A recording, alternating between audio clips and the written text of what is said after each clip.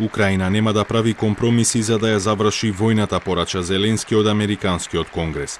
Во говорот кој беше прекинуван 18 пати од аплаузи и овации за време на кои дел од републиканците не ракоплеска, Зеленски рече дека Украина се уште е жива и никогаш нема да се предаде. Токму еродирањето на поддршката за Украина кај републиканците беше една од причините Зеленски прв пат од почетокот на војната да ја напушти Украина. Републиканците кои ја преземаат контролата во представничкиот дом и кај чие гласачко тело поддршката за Украина се преполови од почетокот на војната, порачаа дека нема да ја продолжат политиката на бланко чекови за Киев. Токму поради нив Зеленски го спомна и Иран.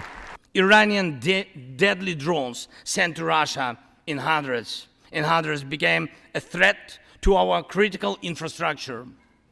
That is how one terrorist has found the other.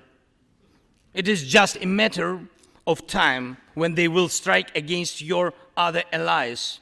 If we do not stop them now, we must do it. Зеленски со право е вознемирен поради најавите дека републиканците нема толку лесно да ја одобруваат воената помош за неговата земја. Од почетокот на војната досега САД ја помогнаа Украина со 50 милијарди долари хуманитарна, финансиска и воена помош, а вчера Бајден вети уште 45 милијарди долари помош, порачувајќи дека Вашингтон ќе го поддржува Киев се додека е потребно. Токму затоа Кремљ од изјавите во Вашингтон не слушнал ништо што би можело да биде интерпретирано како подготвеност за компромис. Не прозвучало также ни одного слова, предостерегающих господина Зеленского от продолжения варварских обстрелов жилых домов в населенных пунктах Донбасса.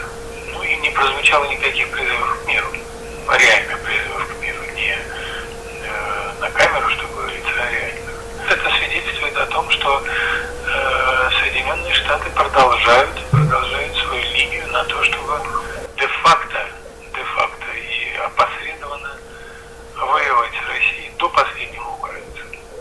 Според Песков, континуираното вооружување на Украина со ново оружје не води кон брзо решавање на ситуацијата.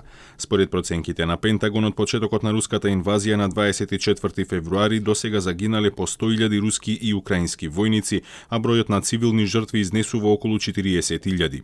Речиси 8 милиони бегалци ја напуштиле Украина, покажуваат податоците на Обединетите нации, но во овој број не се вклучени внатрешно раселените, кои мораа да ги напуштат своите домови.